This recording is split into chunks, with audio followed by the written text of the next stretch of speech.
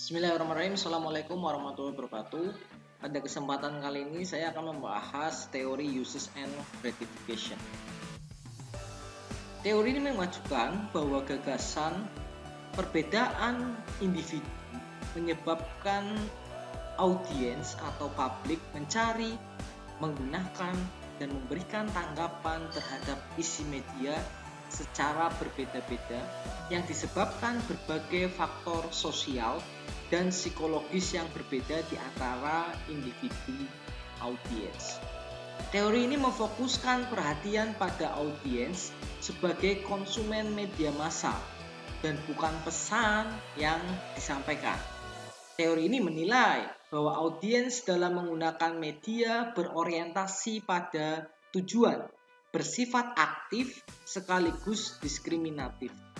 Audiens dinilai mengetahui kebutuhan mereka dan mengetahui serta bertanggung jawab terhadap pilihan media yang dapat memenuhi kebutuhan mereka tersebut. Ini pengembangan dari teori jarum hipotermik. Kalau jarum hipotermik, audiens dianggap sebagai orang yang pasif. Mereka menerima informasi secara pasif dari media massa.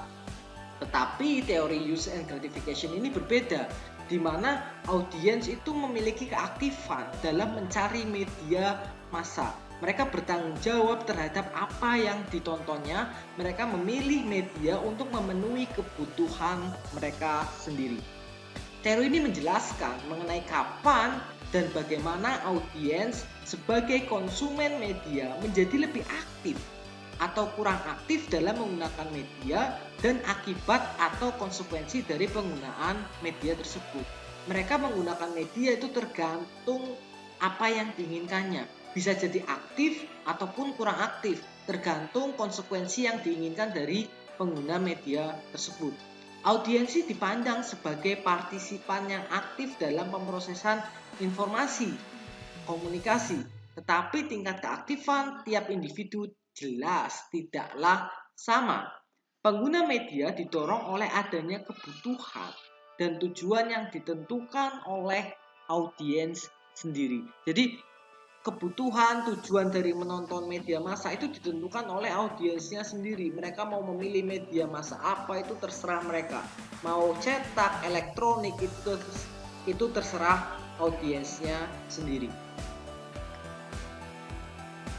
Kurtz, Blumer, and Grefik tahun 74 menyatakan 5 asumsi dari teori ini. Asumsi yang pertama, audiens aktif dan berorientasi pada tujuan ketika mereka menggunakan media. Inisiatif untuk mendapatkan kepuasan media ditentukan oleh audiensnya sendiri. Media bersaing dengan sumber kepuasan lain. Audiensi sadar sepenuhnya terhadap ketertarikan, motif, dan penggunaan media. Penilaian isi media itu ditentukan oleh audiensi. Jadi ini 5 asumsi dari teori uses and gratification. Yang pertama, audiens aktif dan berorientasi pada tujuan ketika menggunakan media. Audiens dipandang sebagai partisipan yang aktif dalam proses komunikasi. Tingkat keaktifan setiap individu jelas berbeda. Perilaku komunikasi audiens mengacu pada target dan tujuan yang ingin dicapai serta berdasarkan motivasi mereka. Audiens melakukan pilihan terhadap isi media berdasarkan motivasi, tujuan, dan kebutuhan personel mereka. Jadi tidak sama antara audiens yang satu dengan yang lain. Keaktifan mereka tidak sama, tergantung dari tingkat keaktifan audiens, tergantung target dan tujuan yang ingin dicapai oleh audiens. Maxwell dan rekan tahun 1972 mengemukakan 4 alasan mengapa audiens menggunakan media. Yang pertama adalah pengalihan atau diversion, yaitu melarikan diri dari rutinitas atau masalah sehari-hari. Mereka yang sudah lelah bekerja membutuhkan media sebagai pengalihan perhatian dari rutinitas yang ada. Yang kedua, hubungan personal terjadi ketika orang menggunakan media sebagai pengganti teman. Apalagi di saat ini mereka lebih cenderung mengurung diri dengan ponselnya, dengan smartphone-nya. Mereka akan mencari rutinitas mereka. Mereka menganggap media itu sebagai teman bagi mereka. Mereka mengurung dengan menonton televisi, mendengarkan radio, karena hubungan personal tersebut dianggap sebagai pengganti teman audiens. Identitas personal sebagai cara untuk memperkuat nilai-nilai individu. Misalnya, banyak pelajar yang merasa lebih bisa belajar jika ditemani alunan musik dari radio. Atau terkadang ada orang yang lebih cenderung tidak bisa belajar karena radio, tetapi sebagian lagi ada yang menganggap dengan kehadiran radio belajar mereka jadi lebih konsen. Inilah yang membuat perbedaan keaktifan seseorang dalam menerima, mengkonsumsi media massa. Yang keempat adalah pengawasan atau surveillance, yaitu informasi mengenai bagaimana media membantu individu mencapai sesuatu. Misalnya orang menonton program agama di televisi untuk membantunya memahami secara lebih baik tentang agamanya, tentang kehidupannya, tentang bagaimana berperilaku dengan orang lain dengan lebih baik. Yang kedua, inisiatif untuk mendapatkan kepuasan media ditentukan oleh audiens. Karena sifatnya yang aktif, maka audiensi mengambil inisiatif. Kita memilih acara komedi karena kita memang menyukai acara tersebut, karena dapat membuat tertawa, atau menonton program berita karena kita ingin mendapatkan informasi. Kita menyukai sepak bola, maka kita akan memilih channel berkaitan dengan olahraga sepak bola. Tidak seorang pun dapat menentukan apa yang kita inginkan terhadap isi media. Orang bisa saja mendapatkan hiburan dari program berita, atau sebaliknya mendapatkan informasi dari program komedi. Bisa jadi orang yang awalnya nonton komedi karena ingin mencari hiburan, ternyata dia mendapatkan informasi dari sebuah komedi.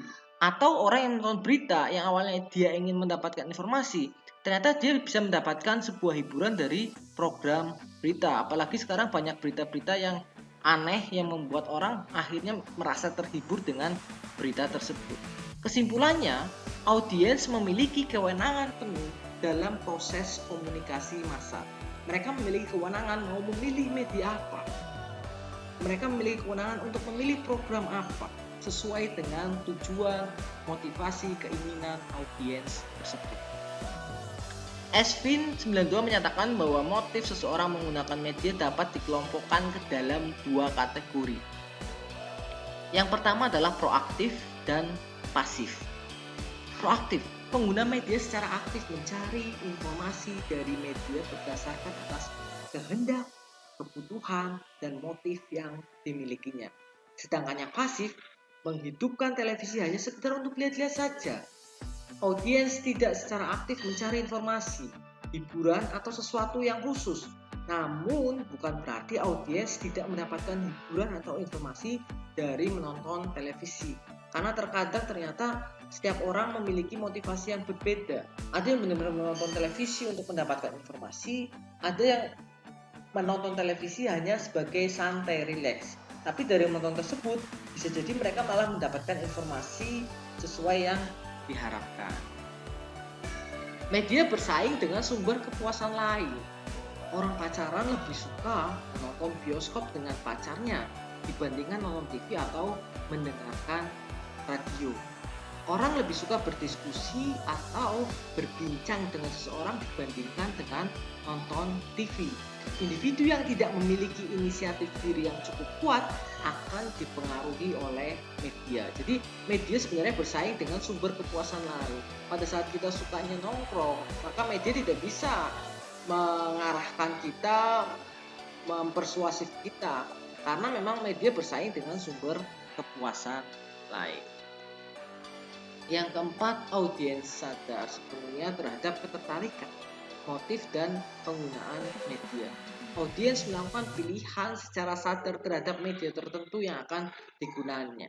Dia sadar betul saya menggunakan media apa, media yang digunakan apa untuk memenuhi kebutuhannya. Yang kelima, penilaian isi media ditentukan oleh audiensi. Isi media hanya dapat dinilai oleh audiensi sendiri. Program televisi yang dianggap tidak bermutu bisa jadi program tersebut bermutu bagi orang lain. Jadi menurut Rayburn dan Palm Green tahun 84, seseorang yang membaca surat kabar tertentu tidak berarti ia merasa puas dengan surat kabar yang dibacanya. Karena mungkin hanya surat kabar itu saja yang tersedia. Ia akan segera beralih ke surat kabar lain jika dia mendapatkan kesempatan meroleh surat kabar yang lain. Jadi ini, penilaian isi media ditentukan oleh audiensi sendiri. Mereka menganggap puas dengan media tersebut atau tidak. Orang yang suka dengan sosok A pada saat pilpres kemarin misalkan, atau sosok B, dia akan mencari media yang sesuai dengan apa yang diinginkannya.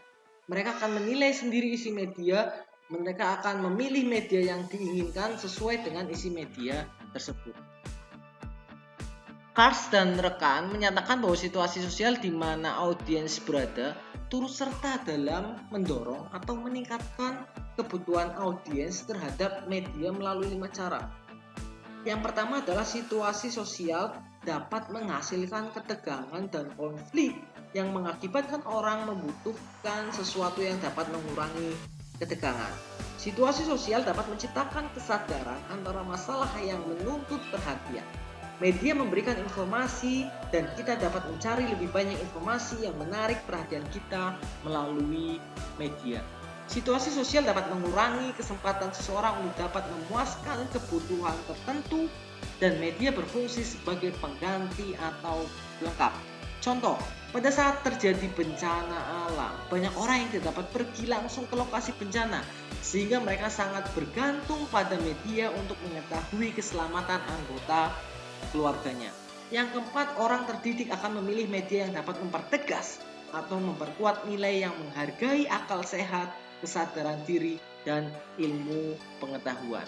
Yang kelima, situasi sosial menuntut audiens untuk akrab dengan media agar mereka tetap diterima sebagai anggota kelompok tertentu. Dalam pergaulan sosial, orang yang serba tidak tahu mengenai isu yang menjadi sorotan media akan dianggap sebagai orang yang tidak mengikuti perkembangan zaman. Terima kasih dari saya. Silakan teman-teman mahasiswa bisa mencari referensi lain berkaitan dengan teori uses and gratification. Kurang lebihnya mohon maaf. Sekian. Wassalamualaikum warahmatullahi wabarakatuh.